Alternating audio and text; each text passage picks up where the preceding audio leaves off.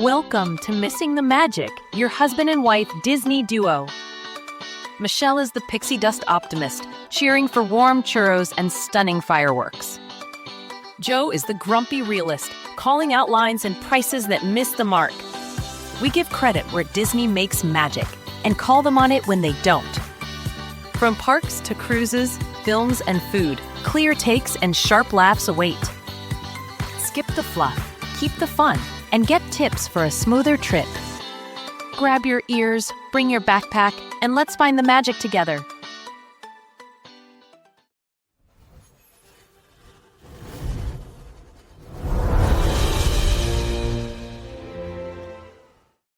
Hi, everyone. It's been a little while.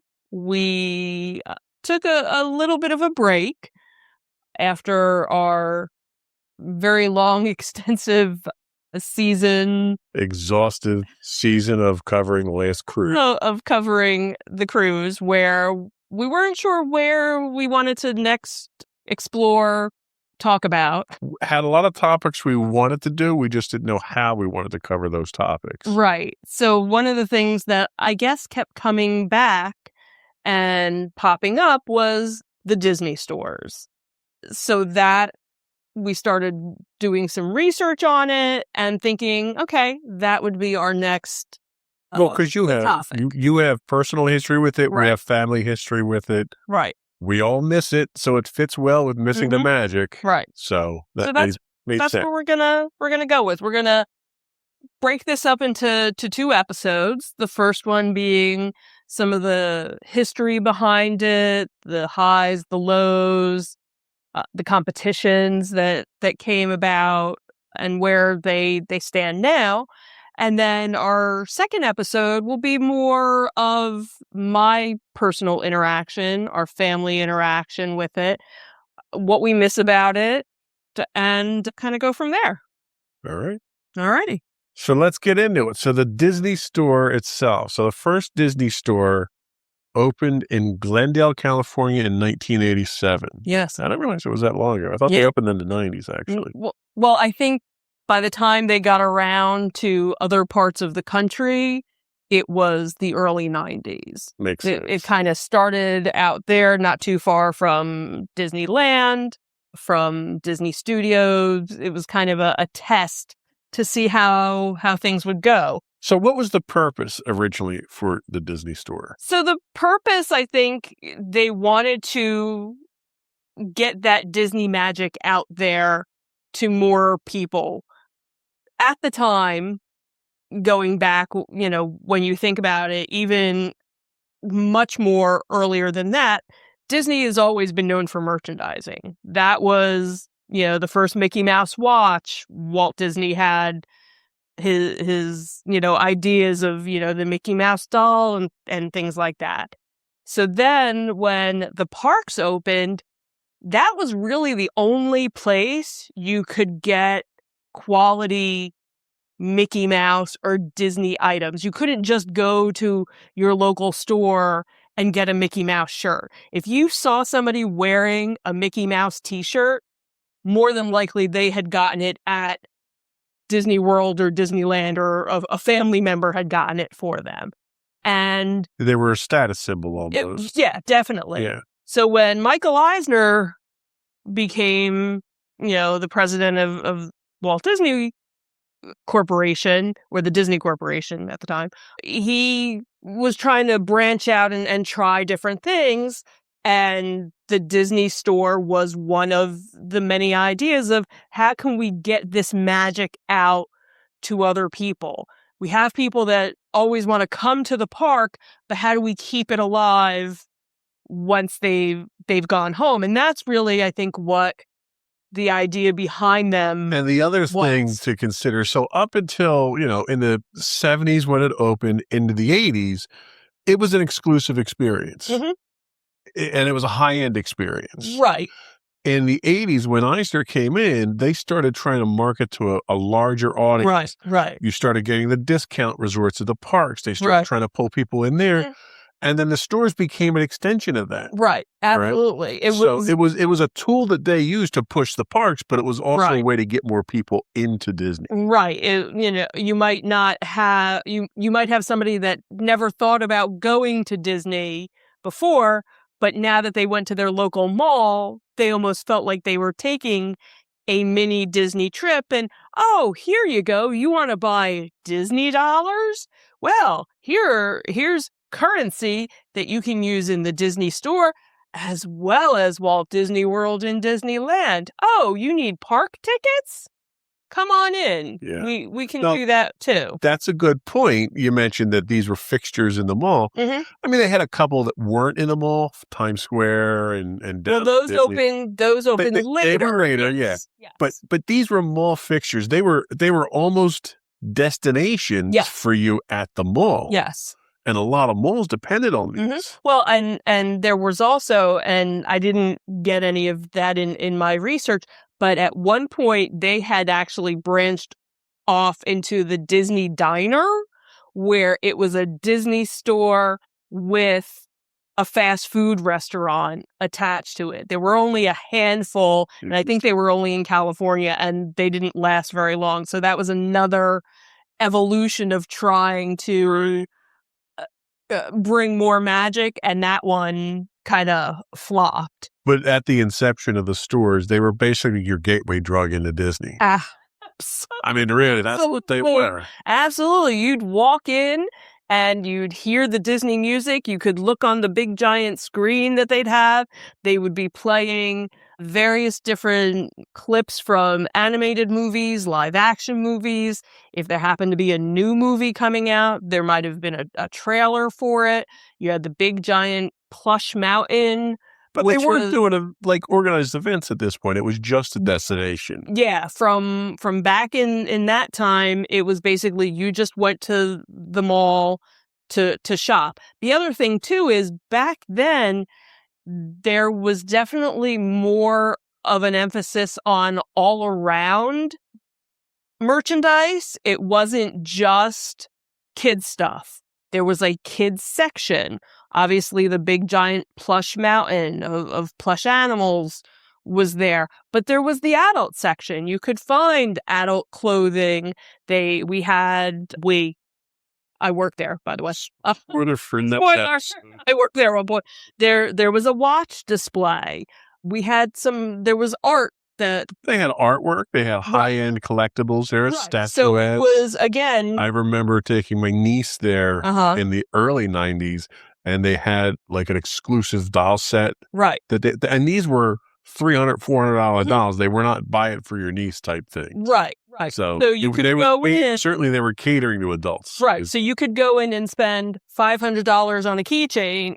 $500. Whew. That's an expensive keychain. That's like really expensive. Better come in a car. You could go in and buy a $5 keychain or a $1,000 piece of art, all in the same jewelry. They had jewelry. Yeah, they had jewelry there as well. And then that was the Disney store that I remember. Either going to Freehold Mall was my local. That was my first taste of a Disney store. Okay. When I went to college in South Jersey, the Deptford Disney store became my That was my home. That was my home store. That was my home store. And then we kind of ventured out. Cherry Hill kind of became an offshoot. So we were very fortunate where we were. Plus, if we went down to Delaware, you had the outlets too. Right. And they opened those a little bit later. So yeah, there were some people that never had to experience it or never got to experience Disney stores, where we were very fortunate. And of course, I was already a Disney geek to begin with. I would have never guessed that. I have no idea what you're talking about. So this was just an extension for me, personally. So the first one opens in 87. They obviously expand out from there across the country. Right. But Disney doesn't retain ownership of them the whole time. No, and what's funny is, so when they first started out, the idea of them was kind of like a movie backdrop. It was Tinseltown themed is what one website talked about it, because you had different scenes from different movies. You didn't have audio animatronics, but you had like statues and Right. large figurines of The life-size character, all the animated characters were around it. Right. And the cast members were trained like park cast members. The training that they went through was very similar to that. And it had a very Disney park feel to it. And Disney's unique in that its park employees are cast members. Correct. Which is what was interesting, was that the store employees were cast members as well. So they didn't have a different class of people for them. They were all basically right. And again, spoiler, our IDs, because we had IDs, were very similar in look to a theme park cast member's ID. It was just a little logo and I think a color change. So if I flashed my ID to someone, it looked like a regular ID that looked like one of the parks. So yeah, so the stores expanded in the early 90s. You even had international ones, Japan. At the peak, they were actually up to 747 stores worldwide by 1999. Now, before we jump into them being sold off and things like that, this is also around the time that Warner Brothers decided that they wanted to open up a store. So they actually opened up a store in 1991, their first one, also in California.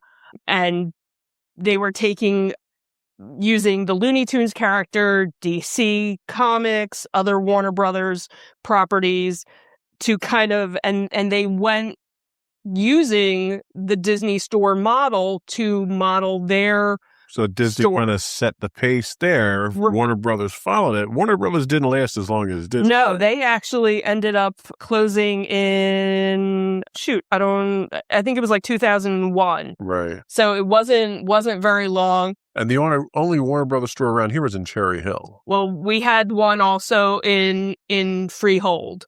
So that was the one that I knew. And it was a different vibe. It was more adult. It was definitely right. It was definitely more adult. Well, and they were very focused on clothing too. Yes. And you figure Looney Tunes characters were never really kid friendly. Like as the years went on. Well, they seemed kid friendly when you were a kid.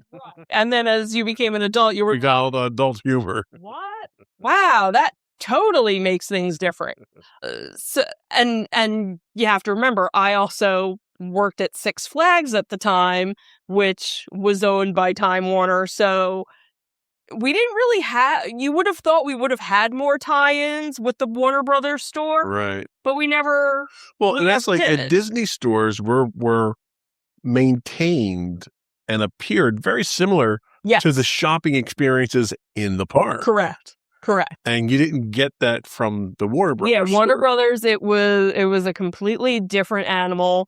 And like you said, the merchandise was completely different, much more expensive stuff, not as many toys, and obviously didn't last as long. Right. So around the time that Warner Brothers closed, Disney actually sold off most of their stores to the Children's Place, which until we talked about prep for this podcast, I was completely unaware. Yeah, I had no idea.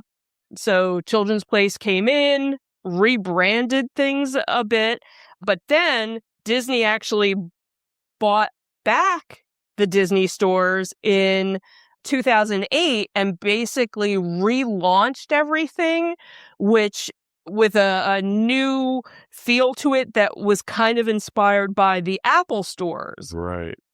Kind of wonder. We've raised all their prices and nothing was in stock. No, Steve Jobs, at one point was part of the Disney board. So I wonder if that was part of it. So when these new stores opened, they featured more interactive displays and elements and most of the stores had some sort of castle theme to it. We definitely got to experience that. The Cherry Hill store that was totally the first to redo, redid it. The Deptford store did redo. They didn't have as much. Yeah, so they moved from one suite to the next over. Right. They didn't have as much room as Cherry Hill. Right.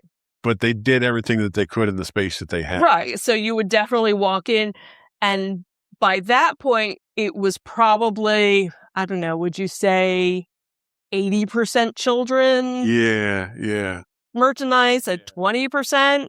Like maybe you could find some merchandise that was geared towards adults, but by a lot that of it was point, kids' clothes, kids' toys. Right. Now, I say toys, they had a Star Wars section. So not kids' toys necessarily, okay, for some of us. Right, and that's the thing is there were definitely, but you didn't find, by that point with the rebranding and stuff, you didn't find the expensive you didn't stuff. The collectibles left, the jewelry left. You could find watches, but there were lower end watches that were kept, in an isolated cabinet by the counter. Right.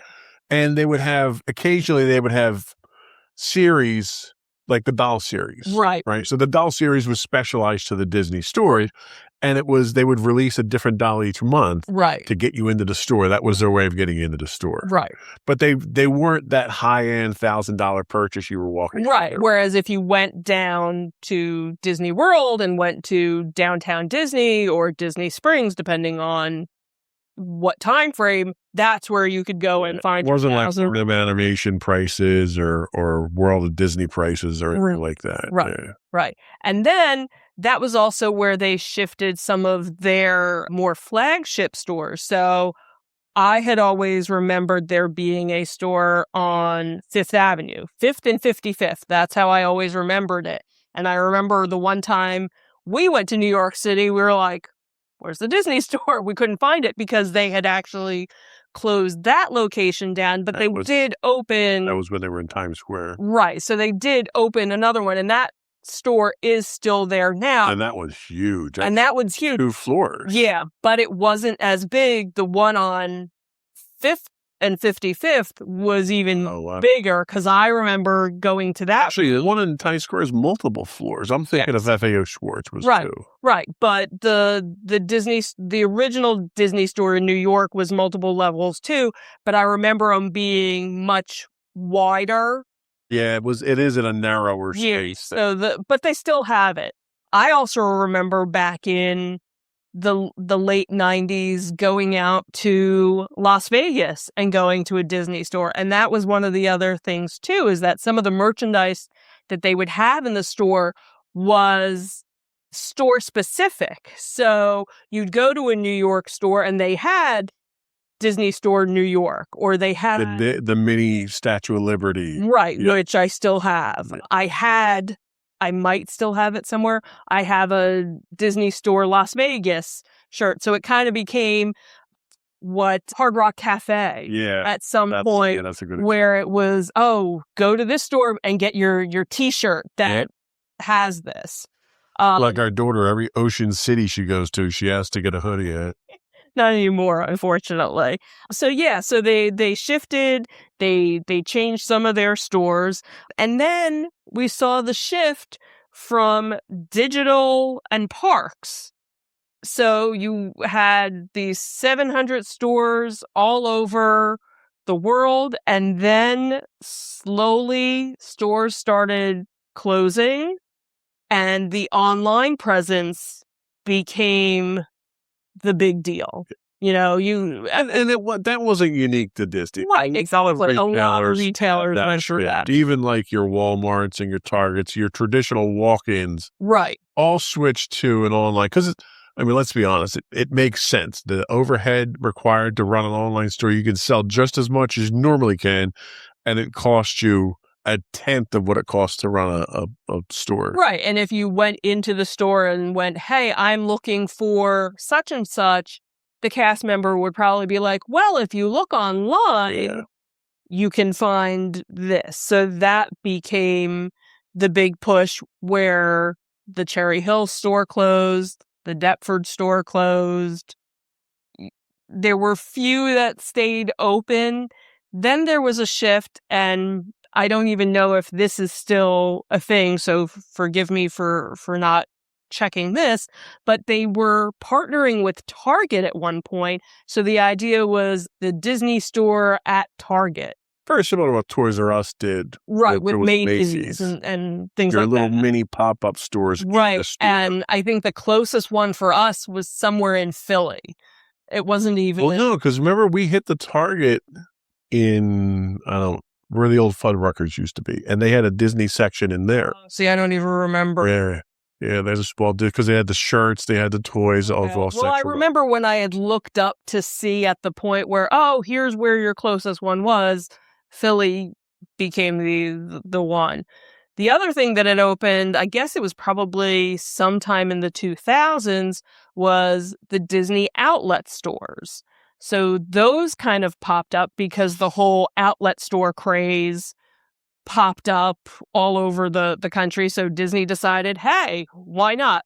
They had always had them down in Florida, not too far from the parks. But then they started popping up in other places. There was one in Jackson. Mm-hmm. We had that one that we used to go to. But Rehoboth had one. That was actually, I think, the closest one at first that opened up around here. I remember actually I'm going to drive 3 hours to go get discount Disney. You know you're a Disney, No, you got a problem if you're doing that.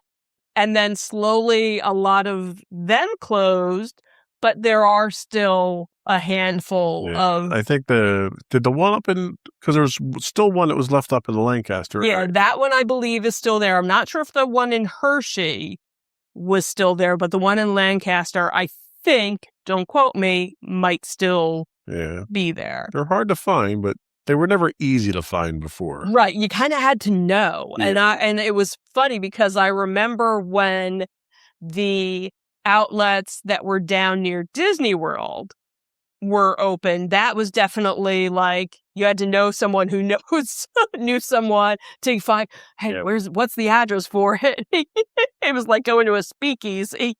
In some cases. The interesting thing that I think is that the history of the Disney store very much follows the history of Disney Corporation and its philosophy. Mm-hmm. When Michael Eisner came in, he wanted to reach a larger audience. Right. They made changes at the parks. They certainly made changes to their movie lineup. Right. They made changes, with the Disney store and stuff.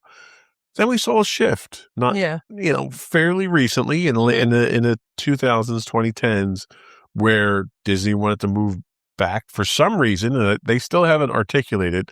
They want to move back to a premium experience. Right. And while you can make an argument that the people that come in that stay at the more expensive resorts are a higher margin on profit. Correct. It's a much, much smaller audience that you're catering to at that point. Absolutely. So from an efficiency standpoint, yes, you could probably make more money off of those people, but there are far fewer of those people than there were of literally everyone else that you were making. Yeah. I may be making 60% margin on the high-end stuff, but I'm making 30%. Well, that 30% maybe made up 90% of your revenue. Right. So Disney struggled for a little bit with some of these things. They certainly struggled with quality. Right. What are your thoughts on that? Well, and it's funny because I think now, because of licensing and other things like that, you can get a quality Disney product not from Disney. Well, I mean, with eBay, you can literally get anything you want if you're going to pay the price. Well, that's the thing. But I'm not talking about like a reseller or things like that. I'm talking about Disney now gives out their license, doesn't give out. This doesn't give anything out. You can go to a Target, a Walmart, a Kohl's. Old Navy now is partnered with Disney. You can get Disney t-shirts at these other stores. You can get Disney sneakers. You can, all those things. See, I think, to your point before, there's no exclusivity at that point. Right. You see somebody with a Disney t-shirt now, they could have got it at Walmart. Right. Even even Haunted Mansion stuff. Okay, so anything that was park related, you had to get it down at the parks. Even a Haunted Mansion item, if you didn't go into Magic Kingdom, you couldn't buy a Haunted Mansion item. You couldn't go to Disney Springs. Well, and for the longest time, the Haunted Mansion was even neglected in Magic Kingdom, right, too. But still, at the time, you had to, that was almost I went to the Haunted Mansion, right, so I bought the Haunted Mansion. You wore it like a badge of honor. Right.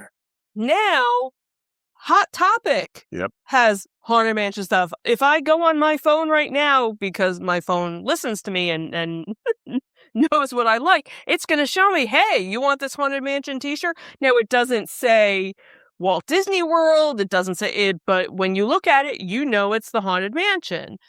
Not all of the rides are like that, so to speak. And now you have all these other companies that have come out and have their version of Haunted Mansion or park-related merchandise. See, and I think the state that they're in right now is a state that they were in. If you're familiar with the history of Disney, very early on when their movies started and their cartoons started coming out, animated features were out, they did their own marketing, but they basically gave the license to anyone. Right. And the quality of the product was so poor that Walt was very upset by that and wound up making all these changes. Right. It almost seems like they're going back down that path now of just give the license to everybody. Let's make it available to everybody. It doesn't really matter as long as you make our money off of it. And it cheapens the brand across the board. Yes, I definitely can see that. But the Disney experience, the being able to go to the park, that's now become the premium again. Yes. So I can have my Disney t-shirt. I can have my Mickey watch. It's cheaper now. Well, and it has to be because going to the park is so much more expensive now that gearing up to go to the park, I have to gear up at Walmart so I can go to the park, and the park's so expensive. Right. Yeah. And you always had people that did that anyway, which honestly, it makes more sense. Let me go buy a $5 t-shirt than go to the park and spend $50 on a t-shirt that... But the store itself wasn't a store. The store was a destination. Right. It became, at first, it was just a store. You had people that would probably linger there a little longer, but they were perusing and looking and things like that. And then it kind of shifted to, it became a play date for kids. It was like they were brand ambassadors. Yes. They sold the parks. Yes. When you went to the store. You didn't just go to buy merchandise. You went to experience Disney and be inspired to then go to the park. Right. And you don't have that now. Right. When I was a cast member there, we had our regulars. We had the people that came in maybe more than once a month to see what was new, or, hey, I just went on my trip. This is what I saw. They wanted... That's what I do with my niece. We would go out to the mall. We'd walk to the mall, and we'd always go into the Disney store. Sometimes we'd buy something. Sometimes we wouldn't. But just being there was magical. Right. It was different than going to, the toy store, in a way. Right. It was something, Yeah. There was that. We don't have that anymore. That's the magic that we're missing. Yes, we're definitely missing that. So obviously we're doing cruises. We haven't been to the parks in a while, but that's a whole different story. That's another podcast. In between those getaways, you don't have that release. Right. You can't go to the mall and just bask in the Disney glory anymore. Right. And I think that's unfortunate. It's unfortunate that kids these days can't experience that. Like the closest thing for me now is going to box lunch. Box lunch is probably 1/3, depending on, of Disney merchandise. And that's kind of nice to see the stuff that they're coming out with for characters that are so obscure that most people probably walking into the store look at and go, who's that? Yeah. And the type of merchandise people my age are like, yeah, I totally want that. I don't know why, but I do. Yeah.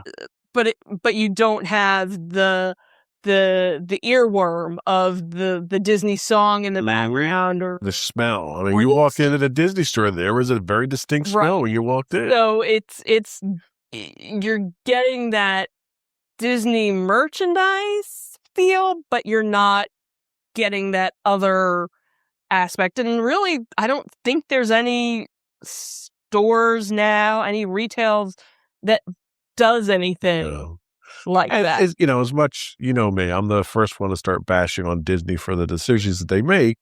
And part of the lack of a Disney store is certainly Disney's fault for pulling it. Right. But also at the time that they did the pullout, you're seeing a massive decline in the mall environments as well. So there's certainly a financial aspect to it. Right. But I guess my point is the store wasn't there just to sell merchandise. The store was there to represent the company and to convince people or to suggest to people to expand within the franchise. And you're saving your money by not having that outlet, but what are you losing by not having that brand ambassador? You're right, exactly. You're not getting that, you know what? I wasn't sure what to do for vacation. Right. Well, we'll just go down the shore again. Right. Or we'll do this or that. You don't have that, like it's kind of silly to advertise a Disney cruise down in Walt Disney World, I think. Right. Because more than likely, the person that's already gotten to Disney World more than likely will do a cruise. Like they're not they're kind of your target audience, but they're not your target audience, I guess, is where if you had a Disney store, you could lasso. Yeah. And that's what they were. It was if you couldn't, all right. So as I grew up, didn't have money, right? Poor as dirt. Didn't even have money to put food on the table sometimes. Right. But I could still go to the mall, and we were so poor we didn't even have Disney Channel. Okay, so that we couldn't afford that. Right. But I could go to the mall, and I could experience what everyone else who had money could experience, and it didn't cost me anything, and it kept that flame burning, for the longest time. And you don't have that now. Right. Now, maybe I'm not, certainly at the time, I wasn't the type of person at Disney when I was not their target audience. I wasn't coming in and dropping thousands of dollars. Right. But they still had that space available for me. So I didn't feel like I was left out. Right. So it's kind of sad. It's that magic that you're missing. It's not just that we can't go buy stuff. We can go buy anything we want. You go to the online store, go to eBay, go to do whatever you want. We go to pop culture shows all the time, and we have a friend of ours. We haven't seen him in a while, but he travels up and down the East Coast, and he'll, when he's down in Florida, he'll go to Disney. He'll go buy on bunch of stuff, special. I don't know what do you call it, a sales badge or a sales test or something. I don't even know if they have that anymore. Yeah, basically, he used to go down, not buy a ticket, go in, buy whatever he needed, and come out. Right, and then he would sell that at the shows. So it was another example of how you could get some of that magic out since the stores were gone. Right. So, do you think they'll ever come back with the stores? I don't know. I don't. And that's the thing is, you're starting to see a resurgence because obviously during COVID, you had a lot of stores that shut down, but now you're starting to see some other retailers pop up. I could totally see them doing a pop-up Disney store around a certain event or something like that. We were just talking literally yesterday about, I used to go to computer shows. Right. There was a Garden State racetrack here in Cherry Hill that used to do these big computer shows, and they'd have them all over the place. And I miss going to those because it was a chance to interact with people and immerse yourself in the environment. At the time I was going to them, I wasn't making very much money, so I couldn't spend a lot. Right. I can now, so it's probably safer that I can't go. But the computer shows and the face-to-face interaction you had, maybe I can go online now and buy anything I want computer, and I do, of course, quite frequently. Yes. If we turn the camera around, you would understand. But you would go there, and I could talk to experts. I could talk to my friends. I could meet people that were on the BBS with me, and so it was a social thing, right? And the Disney store was the same thing. It was a social thing. You would see the same people coming in. We would go to these events with our daughter, and we would see the cast members. And it turns out we had connections to those cast members. We didn't realize that we had connection to them because of the community and stuff. So it was a very different experience. It wasn't just a shopping experience. Right.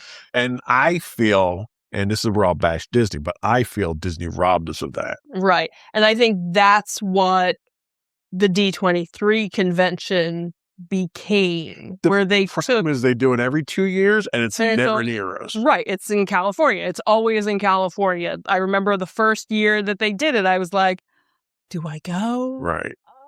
Like even Celebration, they move around, never anywhere near us, but they move it around. Right. And when D23 started doing events, they were popping up. We did go to a Philly event. So they did University over there, that was their but they don't do that anymore either. They still do D23, but not the traveling shows. They still have some traveling. They just never seem to be in our area, because I do look every now and then. Even though, so, I guess my point is, right? What the hell is Disney doing? Are they're deliberately trying to alienate people? Like, you had all these avenues into the property that they're pulling the rug out from under people. Right. Well, I guess this will be where we'll see, because obviously there is now going to be a shift in Disney, because well, we'll see what we're going to get with a new CEO. We'll see. Right. We have a new CEO. I will remind you of Bob Chapek, okay? Right. Well, and Josh is, from what I've seen within the Disney community, everybody seems to be feeling very positive. I think he comes from the right side of the business. Right. Because when Bob Chapek came in, everyone went, Bob who? Yeah. Nobody knew who Bob Chapek was. Is it a requirement that a Bob's in charge? Right, because we just had, Bob Iger. So with Josh, he's been very out there. He's been, because he was... You take that two different ways.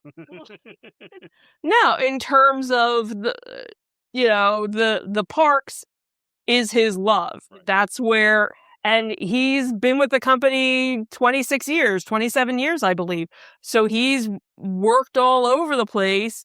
He knows he's that showman. Like, you never felt like with Bob Chapek that he was a showman. Bob Chapek was the kind of guy that looked at the bottom line and bottom line only. Right. Where, Bob... Josh. Not Josh. I was going back to Bob, and I was even going back to Eisner. To Eisner as well. They were very, they kind of had that, okay, well, this is what Walt Disney did. I need to be the showman and do it too. And Josh was already doing that as he was president of the parks. Yeah. Like, he was already doing that. So to see him now be the new CEO of everything, I think it's a positive, but what's going to change? Where are things going to be? I'll remain healthily skeptical until I see what it does. And I think a lot of people are. I'm not running out buying more Disney stock, I'll tell you that. Right. I have enough. I'm good. And this is where we'll see. The other thing, too, is we're older than we were 30 years ago, where we were going 5 minutes ago, 10 minutes ago, where we would go to the park. We would spend, rope drop to, I did rope drop once. I'll never do rope drop again. But the thing is, we were the type of people that would spend all day in the park. We would go for a week, and we would take one day off as the years went on. Because you had a hellish pace set for us. Well, sorry. On. But I don't know if I could do that. I could do that. By the time we stopped doing it, I couldn't do it. Right. So now we've kind of morphed into these cruising people.